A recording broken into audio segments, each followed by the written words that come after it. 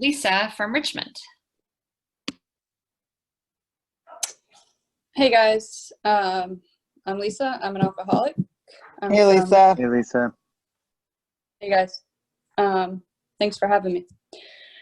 My sobriety date is March 25th, 2013. Gosh, 15 to 20 minutes to share. It feels like years of drinking and other things is a short amount of time. Experience, strength, and hope. So my experience, I grew up with an alcoholic father. So I knew what alcoholism looked like, and I was scared of it. I didn't want to be an alcoholic. I had a healthy fear of drinking, and that said, I also had a healthy amount of partying, and I know it's not a part of everyone's story, but drugs are a part of my story. And really, I smoked weed before I even had a drink. We were allowed to have a glass of wine at Christmas. I had a German grandmother, and it wasn't taboo. And, I don't remember that mental allergy at a young age. I very clearly remember the sip of wine and the warm, fuzzy feeling it gave me. But I managed to drink in moderation until I didn't. And that was in high school primarily, when I can first look back and say that I drank alcoholically. I don't think there was ever a time that I picked up a drink and did not end up wasted. I can say with certainty there wasn't. Fortunately, those incidences were few and far between. But I mean, even at a young age, I put myself in really dumb situations. And I grew up in a tiny town with 500 people, and our parents just kind of trusted us, and if they knew where we were and we weren't, getting arrested and riding with people who were drunk, then we were good. And fortunately, my father got sober in '93, and I would have rather come home with a crack cocaine charge than a DUI. And that was the saving grace. He told me very young, "Your one phone call, do not make it to me," and I believed him. And I ended up, knock on wood, to this day, somehow I managed to go criminally consequence free. So I continued to party through high school. I got in trouble for smoking pot in my freshman year, and my parents decided that the solution for that was to put me in an all-girls boarding school about 30 minutes away. My dad didn't want me to board because my sister had just left for college. If it were up to my mom, I would have been gone. But what that did is that gave me a car, and I had to work for my car. I always had a job, and that was another thing. I always made good grades, so I could justify my behavior that way, even though I was a total asshole to my parents. I put them through hell. I really did. But with going to an all-girls school, I had to drive 30 minutes. What they didn't know was that the person I primarily hung out with was on my way home.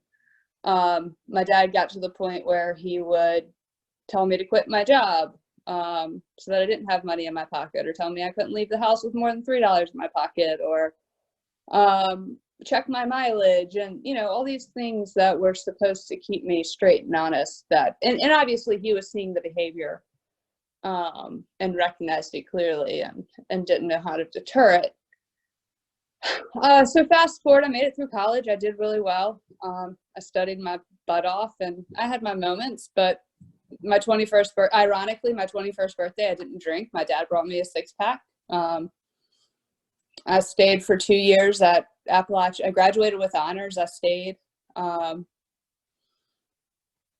For 2 years, I started a pet sitting business, made enough money that I could play around and hike and do what I didn't do when I was in college studying. I got a degree in pre-med biology and minor in biochemistry, and wanted to go to med school. I actually ended up taking the LSATs and got into law school, but I didn't go. And then 2008, I moved to Richmond.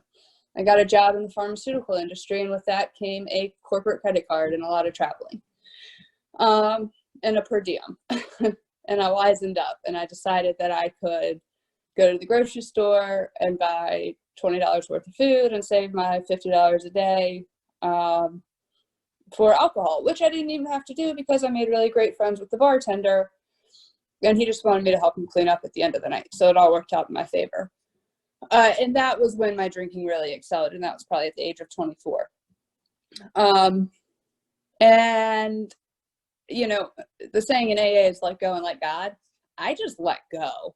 I had a great job. I took a leave of absence,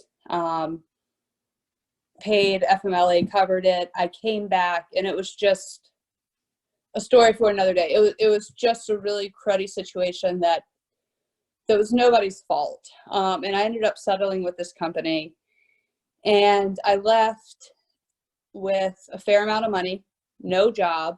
I was 26 years old. That was my career.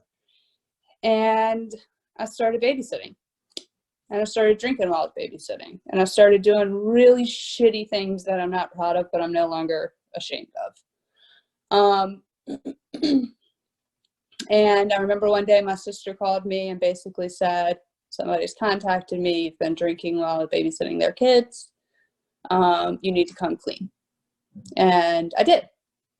I came clean with this woman, and she offered to go to AA meetings. And still at the time, I was the victim. It wasn't me. There was nothing I had done wrong. So finally, at the age of 29, and not knowing how I was going to pay my rent, I called my dad, and, you know, I was going to go to the grocery store and buy 2 more bottles of wine. Why not? Other than they might recognize me from the night before. And that was really my only hesitation. And I have no other term for it other than God smacked. It was a paradigm shift in my thinking. Something just said,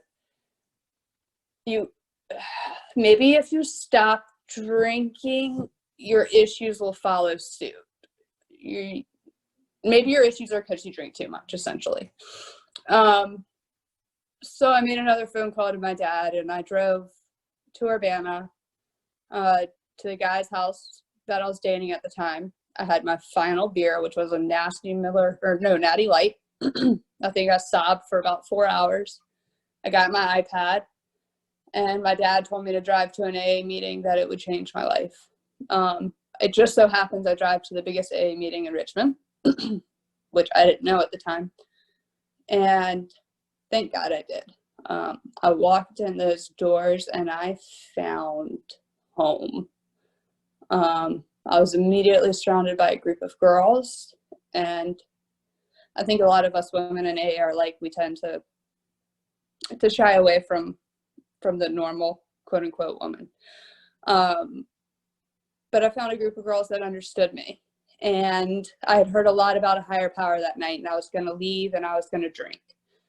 And this group of girls was kind enough to invite me to dinner. And when I say invite, I went under duress. But I went, had a great time. And when I went to go get in my car, it was gone. The first and only time in my life that my car has ever been towed was that night. And I couldn't leave, and I couldn't go get beer, and I haven't had a drink since. And my hope are the promises. All of the promises have really begun to come true, and the notion of you'll lose your self-seeking ways, and self-pity, and life will have a purpose, and you can help others,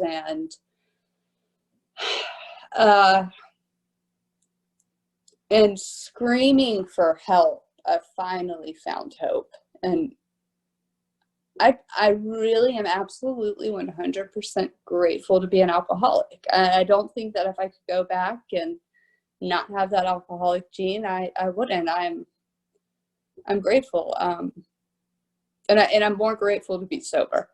To be an active alcoholic sucks. To be a sober alcoholic is one of the greatest gifts I've ever been given, and it's grace. And I love the word grace, that the definition of it is an unmerited gift. And it's so true, because so many of us have done things that just don't warrant us this gift. 7 years ago, I was bankrupt, homeless, and now I have a job and a 401k and a family that loves me again, and I'm present, and it's a gift, and I don't deserve it. Or I didn't at the time, but I wanted it. So for any of you guys that are just starting, keep on coming back. I'm glad I found you all. I guess if I have to end with a topic, it would be, I don't know, how have you seen the promises appear in your life? And if you're not familiar with them, I'll go ahead and post them in the chat, or I can read them if you guys want me to do that as well.